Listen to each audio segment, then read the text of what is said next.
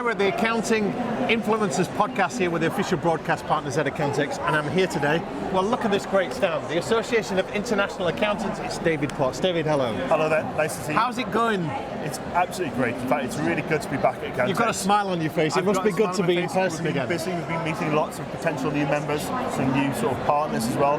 It's really busy. Really good to be here. Are you a veteran of Accountex? Have you done lots of these? I've done a couple. So a couple before we had our COVID lockdown. Okay. But it's really nice to be back face-to-face, in person, and meet people rather than sit behind a screen all day. Absolutely. There's some people you've probably known for many years, or at least a couple of years, and not met in person. Yes, seeing everyone from the waist up, yes. You can see how tall they are now as well. Indeed. Yeah. Tell us what this wonderful organisation does for people that don't know, David. Yes, well, we are the Association of International Accountants. We're a professional body, a recognised qualifying body in the UK, so we train auditors and accountants with a professional qualification.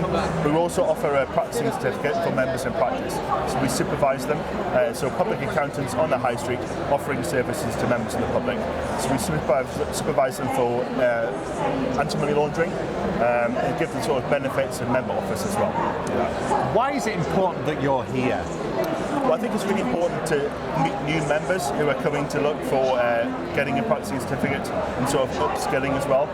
Also potential members or students who are looking to join the professional body to become qualified and offer their services to the public. And also just for our membership as well, to meet other partners and sort of keep up to date with other bodies who are here as well. And that's a good point, keeping up to date. There is so much going on at the moment. Accountants are saying how overwhelming things are, how it's overload for them.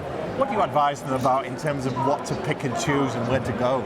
Well, particularly, I mean, we've just had the Queen's speech, which has announced some new economic crime measures, for example. Yep. And there's a draft audit bill that's probably coming over in the next year, 2 years.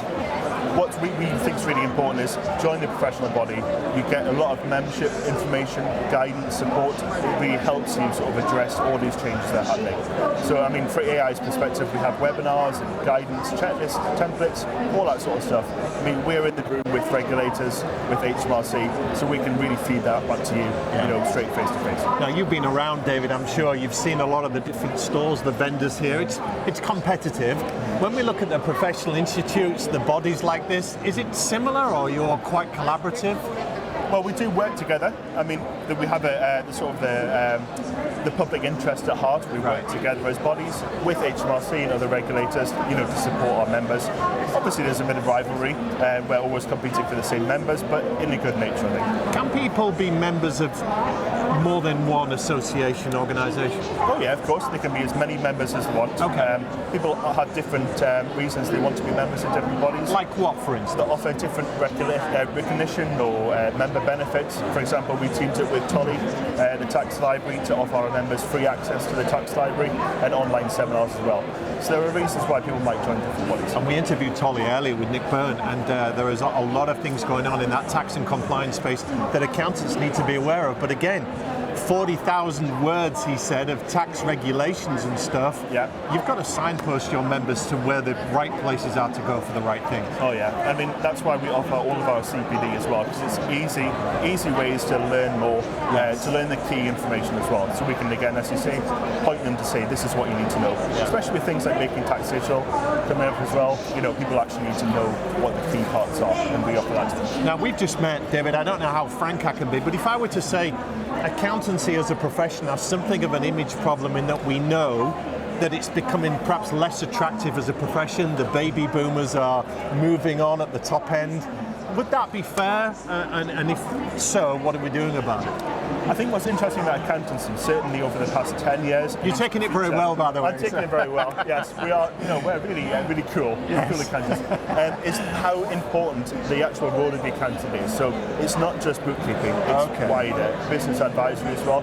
And I think what is really important as well, we've seen today, there's lots of different partners offering different services that we can actually use for members to upskill themselves and broaden their appeal.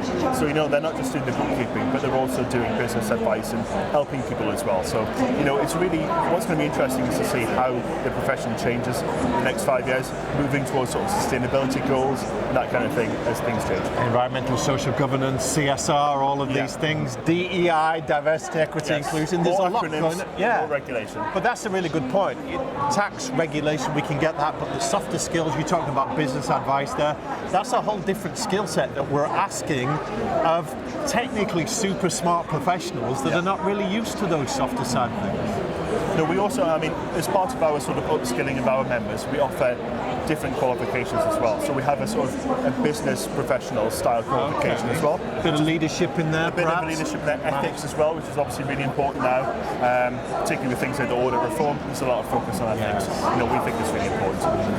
What would you say are the key skills and attributes that accountants are going to need over the next few years to be competitive and relevant? Well, I think it's understanding technology and leveraging that as well. Because, it really helps. We're gone are the days of paper everywhere in people's offices. There's also some good parts of that, but some bad parts. Understanding things like artificial intelligence, I think, is going to be really important. That's here now, isn't it? That's here now, yes. Yeah. People need to make more use of it to sort of get a hold of it now. And also moving towards things like sustainability. We're going to have sustainability reporting in annual reports as well, and that's really important to tell clients sort of the picture of their business, how it affects sustainability, how it affects the carbon footprint, net zero, things like that as well. And the technology part for a moment, are we asking accountants of today to be geeks and nerds? Because their clients are asking them about what technology should I be using, so there's so much more they need to do than turning a computer on and off. Yeah. You've seen that change, David. Yeah, well, I'm not sure about geeks or nerds, but I think it's sort of becoming a real part of everyday life. You can use your phone for everything. Yeah. You can use it to send invoices, use it to sort of capture receipts, do all that sort of stuff. So really it's about leveraging that power to make your life easier as well.